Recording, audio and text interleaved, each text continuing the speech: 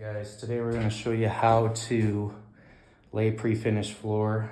This one happens to be in a log cabin. Our tile's not going to be getting a threshold here because it's too short, but our floor joists run this way. So you want to run your floor perpendicular with the way your floor joists run. We got our underlayment down. There's a couple different ways you can do this thin of flooring. You can either glue it down, nail it, or glue and a nail, or you can do a floating floor if you want to, but I would never suggest doing that with real flooring. We opted to nail because the client says at some point he'll probably want to either cover this floor or pull it back up and put down a different floor. So what we're going to do now is we're going to start laying floor on this wall, and we're going to go that way. We're going to rack it all out, and we'll show you how we do that.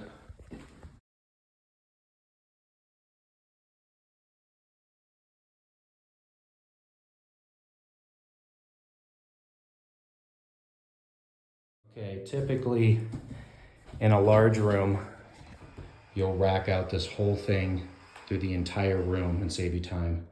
Just go right over the floor vents while you're racking it out, and you'll just cut those out as you go, as you pull the floor. In this room, we're gonna stop at this wall for now, because once I get to this threshold, I'm gonna stop and go back this way, and then we'll rack out the rest. Grab the glue.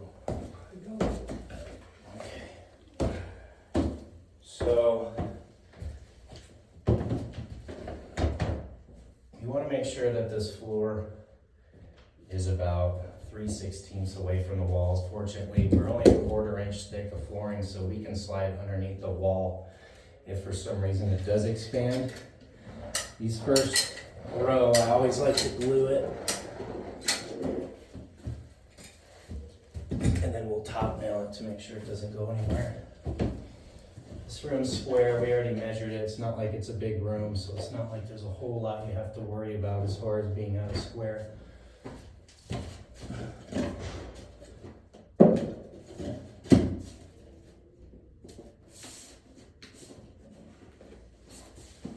Just make sure your joints are lining up and that your expansion joint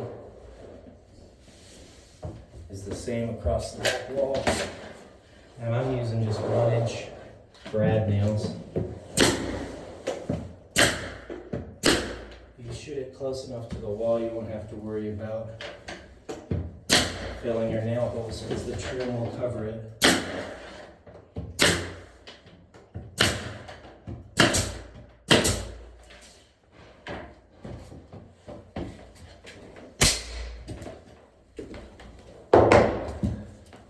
Now with this thin stuff, since we're not gluing it, I have this crown stapler that's got a foot on it so you can shoot flooring in. You can use a regular crown stapler if you have one, but for as cheap as these are, there's really no reason not to buy one. You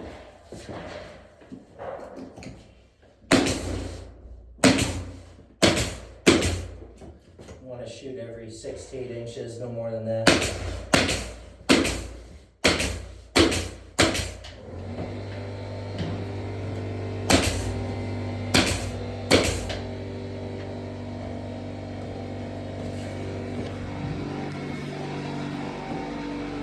So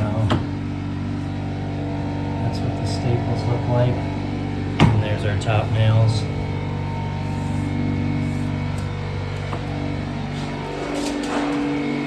Now we're ready to rock.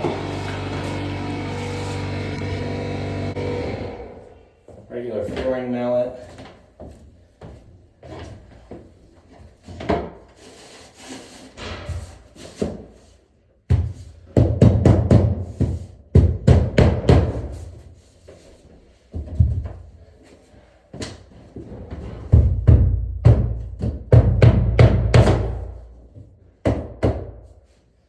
Probably going to start from the log side.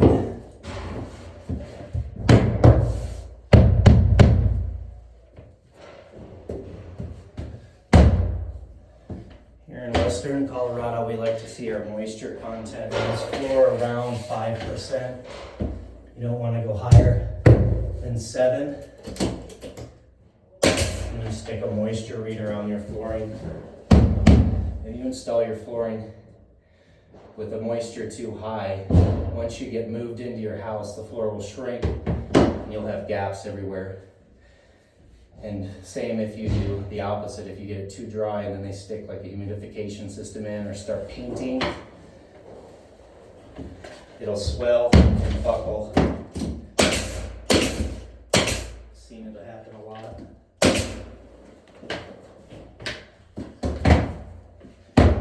So best practice is to come in with your flooring after everything else is done except for your plumbing trim out. Even make sure the electricians get out of your way because they'll just make a mess and scratch your fucking floor.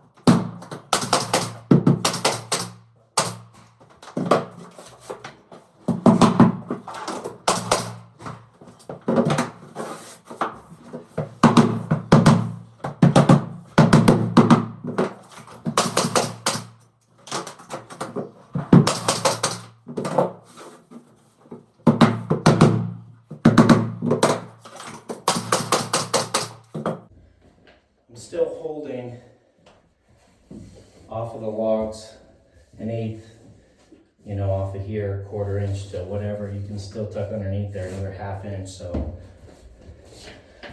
I'm not too concerned about the sheetrock side as I am the log side because they're only going to run a small chink joint or small bead of sanded caulking to match the chink.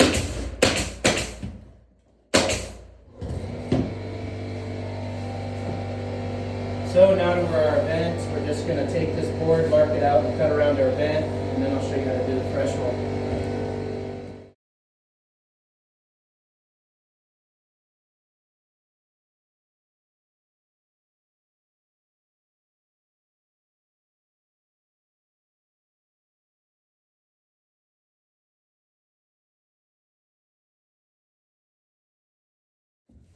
Okay, there's our vent.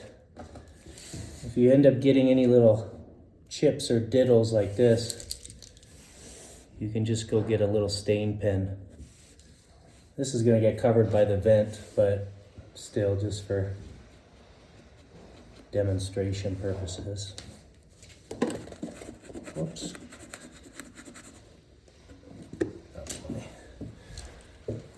Just like that. Voila. All right, we got this next section laid out, racked out. I flipped them upside down so you guys can see where they're gonna be. But they're just, falling in the random length there. Like these ones that are longer, we'll take that, flip it over and use it to start the next row when we get up there. That way it's not wasted. So another thing you can do is I noticed that there's a gap going through that log. It helps your chinkers, and they really appreciate it if you just go ahead and blue tape that for them. So what we're gonna do here is we're going to run a bead of glue across here. That way this sets nice and tight. You really don't want to nail in the last 3 inches of your floor. Since this floor is so thin, it's really hard to get matched up with your tile. So if you want, you can make a custom threshold that'll sit across the top of there. I personally think that that looks tacky. So we'll probably just run a nice sanded caulk line there and just, try to taper it maybe halfway up this tile to make it clean. The tile guys did a great job laying the tile. The only thing they forgot to do was ease this edge to make that transition a little smoother. So we went ahead and took the grinder and just put a little bit of a roll on their edge there. So anyways, here we go.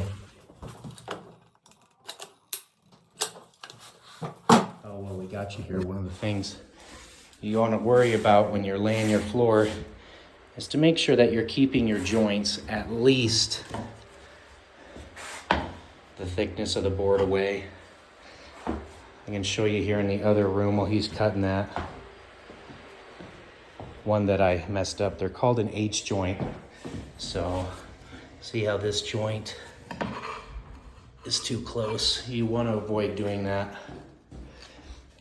Here in the back of this room is where the washer and dryer are going to go. So that's a great place to use up all of your little pieces. H joints really don't matter too much where no one's going to see them, right? I'd rather not waste material. So that's kind of where I like to use up all the stuff that's really ugly out in the main floor. Anyways, back at it. There's Nick, the cut man.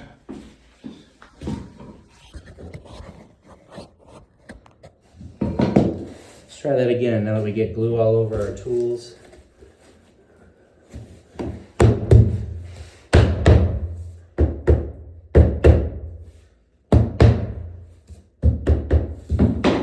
So we're about, you can't really see, about 1/8 of an inch there from the tile. You can hold it back a little bit more if you want.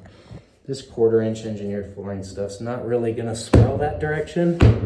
If anything, it's gonna go the opposite direction here.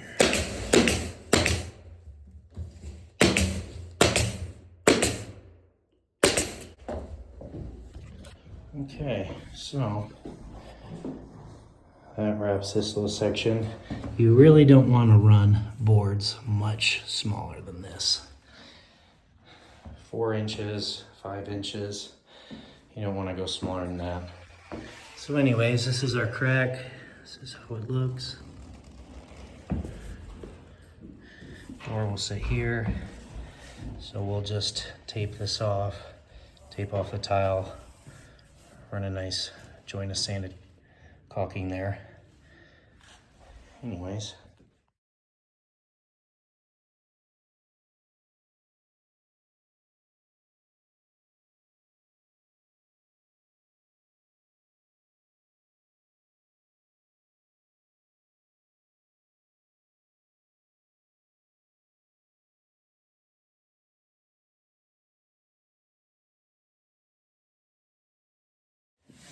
So I've just got these sitting here. When I do these drops, a lot of times what I'll do is I'll just glue underneath both boards and then put them in together, and then you can pry it back just a little bit. And that makes your last row, especially the big room, go a lot easier. Pre-finish is different than unfinished, so it's a little bit of a different process. But anyways, that's what we're gonna do.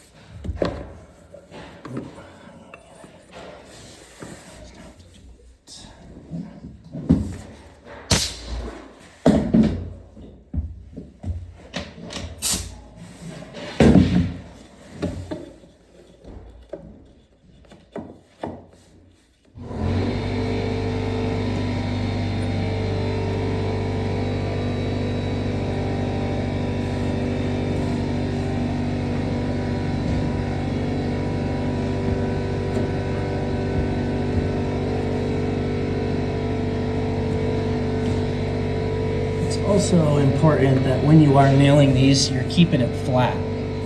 Good pressure on the surface. Otherwise you'll get like that ugly nonsense.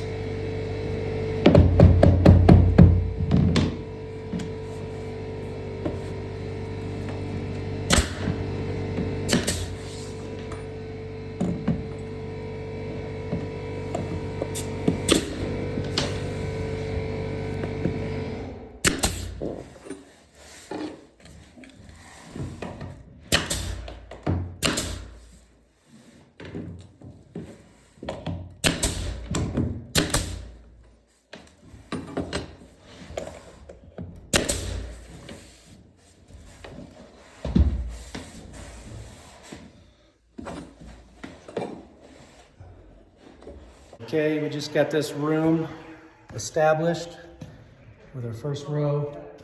We're gonna rack this whole area out and then start nailing it down.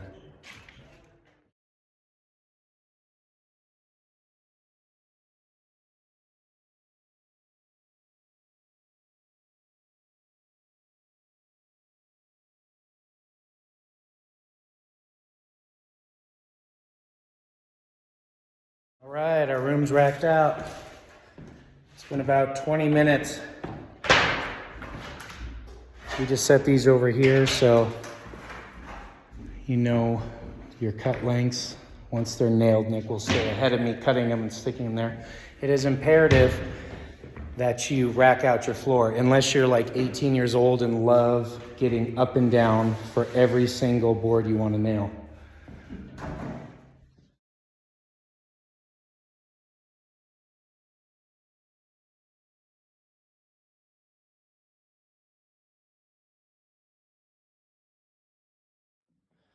All right, it's 12 o'clock. We racked all this out, hammered it all out in just about 3 hours. So let me show you this. This line across here is perfect. When they put in the glass doors here, it's gonna be a perfect wall. So we ended up, I think, 1/8 of an inch difference from side to side. So we left this threshold out and I just now set it. And sometimes when you do tile, small tile rooms, this is where people like to burn up, you know, some of the out of square, I guess you'd say. And so I feel bad for the tile guys, but never drop your threshold first. Always come back and drop that piece in last because we are 4 1/4 here and 5, just shy of 5 there. So you want your room to be square. If there's a problem, take it up in the threshold because it has nothing to do with your room.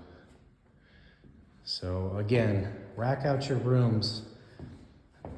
Makes it go a lot faster. I know a lot of guys who do floors that don't rack out their rooms, and that's just because they're not aware of the time that they spend, or waste rather, knocking out their floors. So we're gonna fill these little nail holes with ebony, and if there's any little dings or chip spots, we'll hit those with the ebony pen too and clean them up. But that's a wrap. Hope you guys enjoyed the video.